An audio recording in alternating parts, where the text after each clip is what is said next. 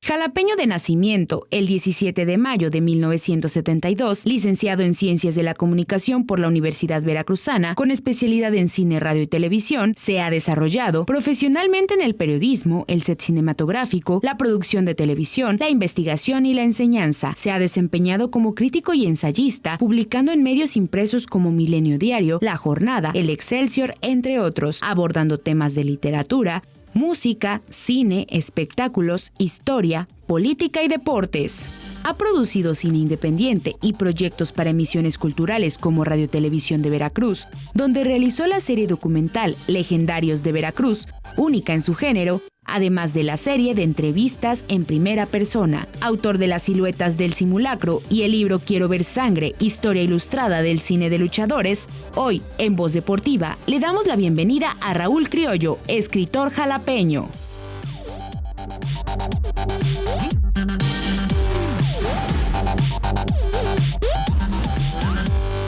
¿Qué tal? ¿Cómo están? Buenas noches. Bienvenidos a esta emisión de Voz Deportiva de Radio Televisión de Veracruz. Ya lo escuchó usted con nosotros, Raúl Criollo, a quien me da mucho gusto saludar, recibir en esta emisora que también es su casa, Raúl. Muchas gracias, profe. Encantado de estar aquí.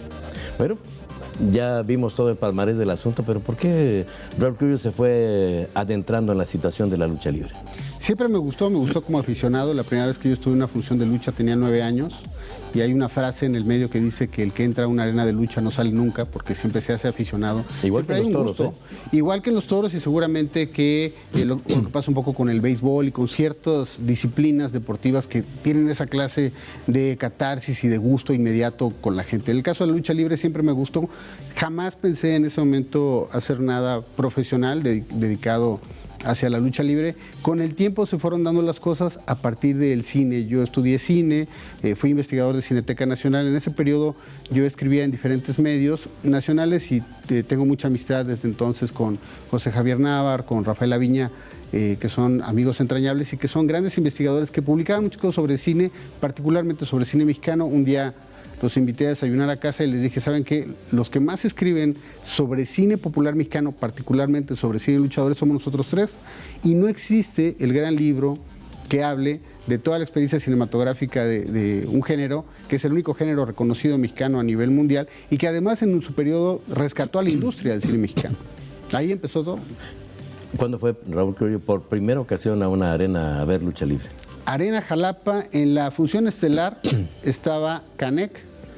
Canek nada más con Carlos Plata, un luchador español fantástico, y el Escorpión primero, contra George Takano, un japonés que era increíble, muy acrobático, muy fuerte, Fishman en un gran momento y Enrique Vera. Esa fue la primera. Imagínate, en aquel cartel Emilio Charles iba en la segunda lucha.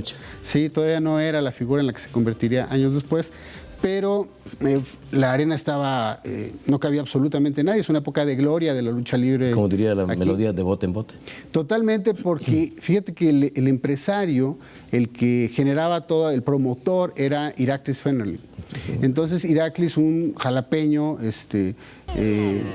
descendiente de turcos, gran luchador fantástico, él es el que forma la gran escuela de lucha jalapeña y como promotor, como él había sido luchador y lo respetaban por su calidad de eso, podía conseguir a luchadores muy importantes, los que iban a las arenas, a la Arena México, al Toreo de Cuatro Caminos. Es decir, las grandes figuras y aún las figuras internacionales le daban a él fechas para venir a Jalapa. Es decir, había arenas de provincia con buenos carteles muy importantes, jueves, pero que no tenían a domingos, todas las figuras. Exacto, los jueves venía toda la gente de México y el domingo luchaban los luchadores locales, que tenían un altísimo nivel.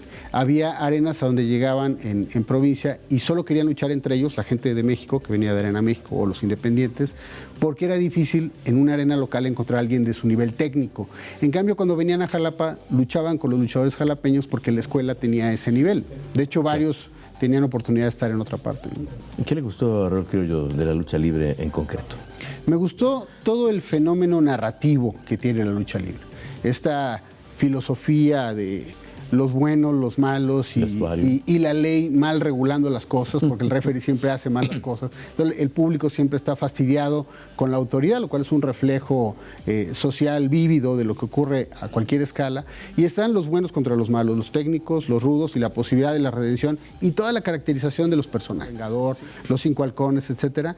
Y ese cine de aventuras del cine de luchadores, que tiene además características muy particulares. Es decir, son héroes, los luchadores, no superhéroes, porque el santo nunca voló, solamente hubo un superhéroe en la historia del cine de luchadores, que era Super San. Los demás eran héroes, como Batman. Podían mañana no subir al ring porque tenían fracturada una costilla, es decir, podían lesionarse, eran seres humanos y dependían de su capacidad física, de su capacidad intelectual para atrapar a los villanos. A pesar de la gran importancia, a pesar de haber más de 200 películas del cine de luchadores, a pesar de que fueron a retrospectivas a Francia, a Italia, a pesar de eso no había un libro. Una serie espectacular hace unos años del Santo en Francia, ¿no?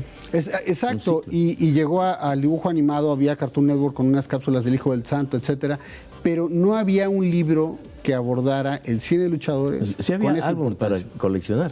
Claro, los álbumes de estampas fueron siempre importantísimos, todos los cromos, los pósters, se vendían postales que firmaban los luchadores en las arenas y los fotógrafos de las arenas vivían luego mucho de eso, de vender las postales. Todo eso, toda la parte de memorabilia y juguetería y cosas al lado del fenómeno de la lucha libre es gigantesco, es un tema aparte, de verdad. Hay coleccionistas de todo, de capas, de máscaras, de todo.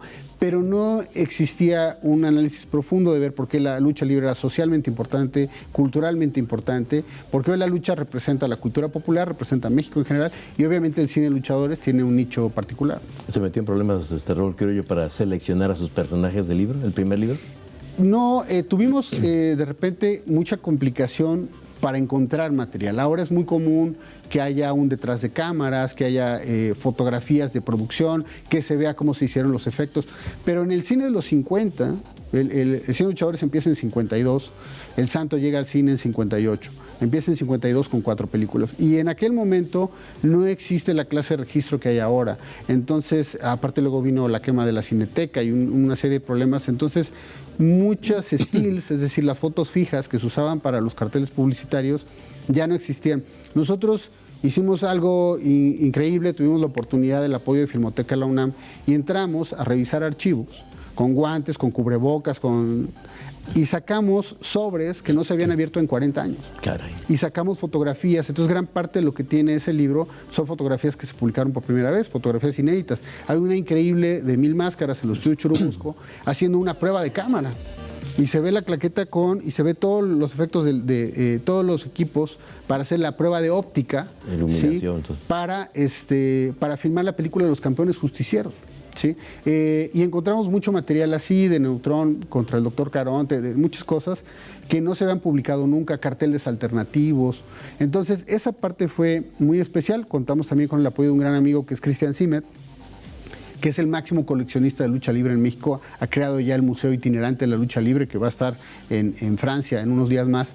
Y él ha copiado desde los negativos de las revistas, sí, ha comprado los archivos completos, tiene máscaras, tiene cabelleras, tiene 1000 cosas de toda la memorabilia histórica de la lucha libre, y él nos proporcionó también material, incluido unos tipo cómics que se daban, unos trípticos para la prensa en los estrenos. Y vino la selección y el armado y la distribución y darle un ritmo al libro. Pasamos por más de 3 caídas para lograr que el libro existiera. Con límite de tiempo. Porque nos pasó todo, nos pasó. Cuando el libro estaba a punto de entrar a imprenta, cambiaron al director editorial de la UNAM, por ejemplo. Y nos pasó 3 veces a lo largo del desarrollo del libro. No querían sacar muchos ejemplares porque no estaban seguros que el libro fuera un éxito, y es un libro caro de producir, tiene muchas imágenes en color, un formato tipo de lujo muy amplio. Entonces, redujeron el número de ejemplares y de repente en menos de un año se acabó, y antes de que terminara el año de lanzamiento ya estábamos preparando la segunda edición. Y eso es fantástico porque cuando tienes oportunidad de hacer algo nuevamente puedes revisar detalles y todo. Y entonces pudimos agregar títulos, trivias, cosas que no estaban. Y bueno, es un libro muy redondo que me da mucho orgullo haber realizado. Además invité a un amigo escritor, Juan Villoro, que hizo el prólogo, claro, y que es fantástico como todo lo que hace Juan. Y lo presentamos en todos los festivales de cine y ferias del libro que hubo. Se hicieron 3 ediciones, estuvimos a punto de sacar una cuarta. Cambiaron al director editorial de la UNAM y no salió la 4ª edición, pero quizá algún día existe. Exacto, es como se lesionó y viene el siguiente del vestidor y entonces ya la lucha no es la misma. Vino este proceso y se agotó la edición. ¿Qué repercusión tuvo, no en los aficionados que lo consumieron, sí, en la familia de la lucha libre, los luchadores? ¿Qué le dijeron a Raúl Criollo? Esa es una de las cosas más fantásticas que pasaron posterior a la publicación, porque en muchísimos foros, análisis, cineclubs, publicaciones que refieren al cine popular mexicano, al cine de luchadores en especial, el libro está siempre señalado, siempre hay una ficha a la que se hace alusión, siempre hay un texto, hay frases que nosotros escribimos ahí que están ahora en un montón de publicaciones en México y el extranjero, y eso ha sido fantástico. Y en el caso de los luchadores, por ejemplo, Tinieblas es un muy amigo mío. Yo le hice una entrevista para el libro y ahí surgió una vinculación a partir del Quiero Ver Sangre, que ahora en este mes de diciembre estaremos publicando la biografía de Tinieblas. Como consecuencia de... Sí, otras disciplinas deportivas en otros países, todas las personas destacadas suelen tener su propio sello, su propia memorabilia, su propia marca, su propio merchandise. Y en México con los luchadores se da en ciertos sectores. Es complicado. Aún grandes figuras históricas de la lucha nunca han vendido una chamarra propia o una playera, o etcétera. Y afortunadamente Tinieblas siempre tuvo cuidado aparte que siempre tuvo los equipos más espectaculares del medio, de conservar todas sus cosas. Él tiene sus boletos, sus programas, los carteles de cuando estuvo en Japón, en Dominicana, en cualquier lado. Y ahí lo complicado fue seleccionar para hacer el libro. Pero hacer la biografía de una de las últimas leyendas vivas del cine de luchadores, una de las grandes leyendas enmascaradas, ha sido un privilegio. Después de terminar el primer libro, vino otro segundo, pero antes de pasar al segundo, ¿qué le dejó a Raúl Criollo la primera edición? Bueno, entre otras cosas, todas las complicaciones, es decir, la ruta del camino editorial en México, para lo que sea, no importa si vas a hacer un libro de cuentos, una novela, un ensayo, es realmente muy complicado, aún desde sellos independientes, aún con grandes editoriales que tienen un techo financiero calculado para hacer cierto número de ediciones al año, sí, siempre es difícil, pero hubo este recorrido, a pesar de todos los puntos espinosos, fue una gran enseñanza en el camino de la investigación.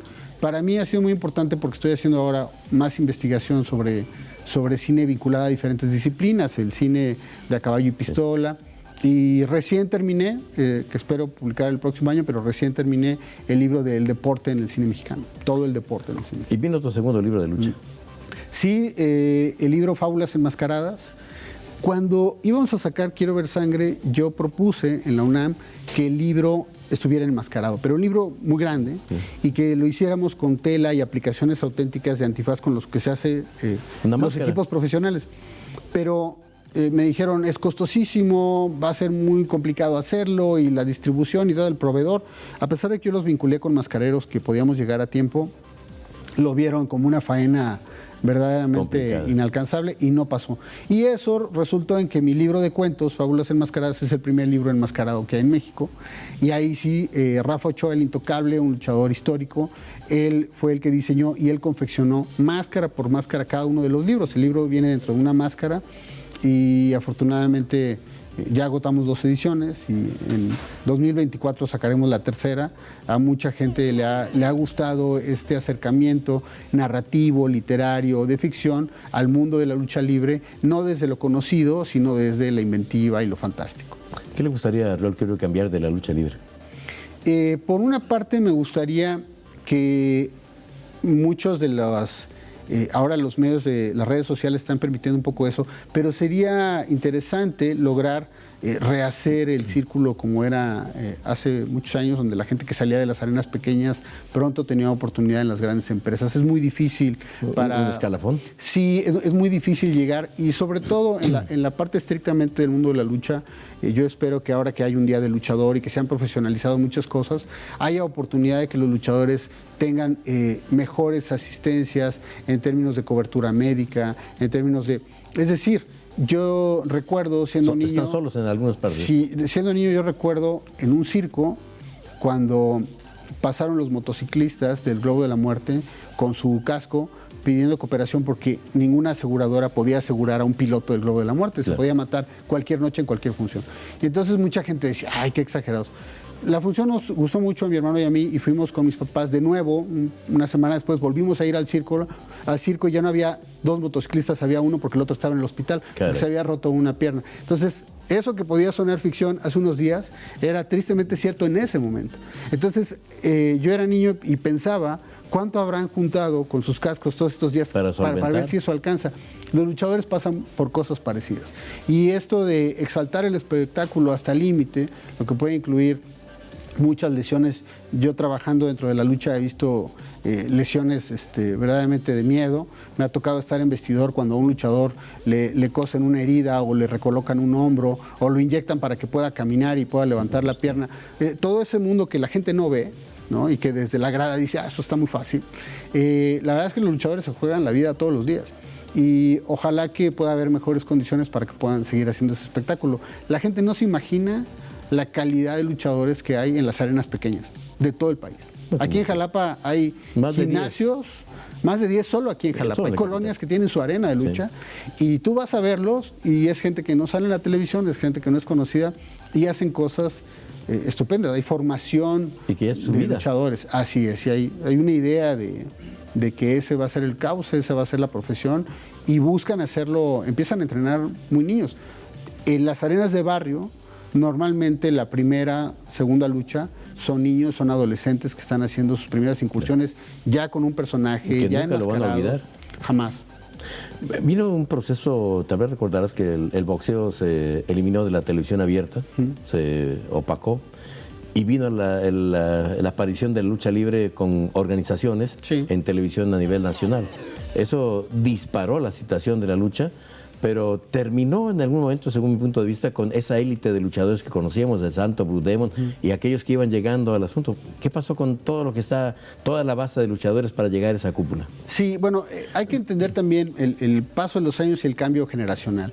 Efectivamente, yo creo que pasa en cualquier deporte. Hay gente que extraña polémicas del fútbol que ya no se dan porque ahora hay VAR, porque ahora puede haber repetición instantánea, pero tiene que haber un desarrollo, ¿no? En el tenis, John McEnroe no hubiera roto tantas raquetas si hubiera habido las pelotas con el diseño electrónico ahora para saber si pegó en la línea o no. Es decir, hay que entender que esa generación de luchadores, esa llamada primera época de oro de la lucha libre terminó. Fue siempre nada más. Fue fantástica, pero vino otra muy importante en los 80, que es cuando están los villanos, los Brazos, Canek, Fishman, el Perro Aguayo. Aquí estaban los villanos en Jalapa. Bueno, ¿Y los todos brazos? ellos, los Brazos, y estaban aquí los Misiones de la Muerte, etcétera.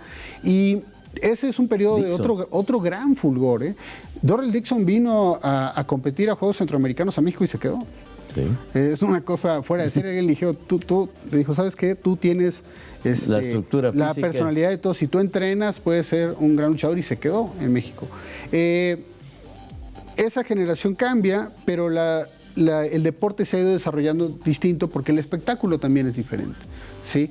Tan solo ver el cine es diferente. La gente se planeaba los fines de semana para ir al cine o eso.